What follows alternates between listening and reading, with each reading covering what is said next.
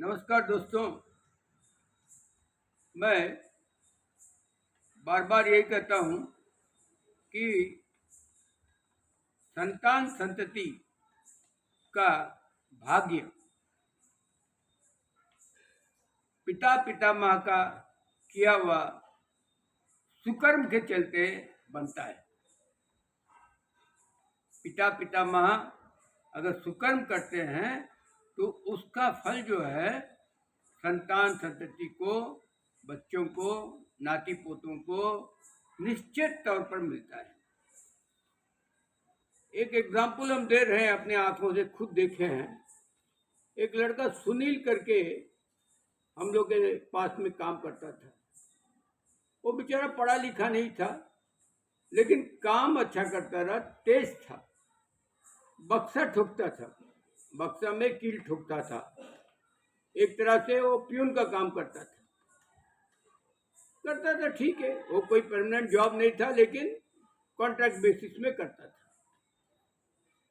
वो एक दिन बताया, उसके ससुर जी, उन लोग गंगा किनारे रहने वाले हैं, उसके ससुर जी एक कंपनी में गार्ड थे, सिक्योरिटी गार्ड, और सुबह नहा धो के गंगा में गंगा पानी लाके पूरे घर में छिड़कते थे। देखिए, सिक्योरिटी गार्ड थे, लेकिन उनका संस्कार देखिए, सुबह में गंगा में नहा के गंगा पानी लाके पूरा घर में छिड़कते थे। ये हमको वो लड़का कब 20-25 साल आगे बोला होगा। तो एक दिन ऐसे ही हम पूछा दूसरा आदमी से, भाई वो सुनील क्या कर रहा है, सुनील का क्या हाल चाल है? तो दूसरा आदमी बताया, जिसके अंडर में वो काम करता था, जो ठेकेदार के अंडर में, वो ठेकेदार बताया, सर वो सुनील कहाँ अभी, सुनील का लड़का सब इंजीनियरिंग पास करके पैकेज में काम कर रहा है, 3 लाख 4 लाख 5 लाख का पैकेज में। उसका दोनों तीनों बेटा, तीनों अच्छा लगे इंजीनियरिंग पास किया और कैंपस सिलेक्शन में पैकेज में काम कर रहा है। तो देखिए, बक्सा ठोकने वाला, प्यून का काम करने वाला, जो खुद पढ़ा लिखा नहीं है, लेकिन उसका बच्चों का भविष्य कितना अच्छा हो गया।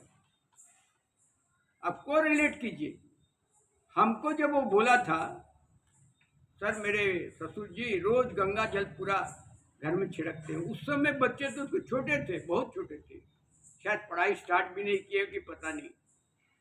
लेकिन आज 20-25 साल का बाद में रिजल्ट देखिए। इसीलिए मेरा बोलने का मतलब है, पिता पितामह अच्छा कर्म, भगवत भक्ति में रहते हैं, ऊपर वाले पर विश्वास करते हैं, पवित्रता को विश्वास करते हैं, साफ सफाई पर विश्वास करते हैं, तो वो साफ सफाई, पवित्रता, भगवत भक्ति उनका पीढ़ी दर पीढ़ी का तकदीर या किस्मत को उज्जवल कर देते। जैसे अभी हम जो एग्जाम्पल बताए, इसीलिए अपनी संतान संतति, नाती पोतों का भविष्य अच्छा करना है तो हमको भगवत भक्ति होनी चाहिए, पवित्रता का एहसास होना चाहिए, साफ सफाई का एहसास होना चाहिए। देखने में तो गंगा जल लग रहा है, वो गंगा जल छिड़कता था पूरा घर में, आदमी सोचेगा अंधविश्वास है, लेकिन उसमें कितना पावर है। देखिए, उस सफाई पर कितना पवित्र है, पावर है। उसका नाती पोतों का भविष्य को चेंज कर दिया। नहीं तो आप उम्मीद कर सकते हैं, जो बेचारा खुद पढ़ा लिखा नहीं है, रोज रोज रोज का उसको पेमेंट मिलता था, डेली पेमेंट, उस अवस्था वाला लड़का, उसका बच्चा लोग आज इंजीनियरिंग पास करके पैकेज में काम कर रहा है, 3 लाख 4 लाख 5 लाख में। तो यही है मेरा बोलने का मतलब है कि बाप दादा अच्छा कर्म करे तो उनका जनरेशन बहुत अच्छा रहेगा। ही मेरा बोलने का आइडिया वही है। लेकिन उसी का जगह में गलत काम करे, कुकर्म करे, बाप दादा, तब सोचिए उसके नाती पोते का भविष्य क्या अच्छा हो सकता है।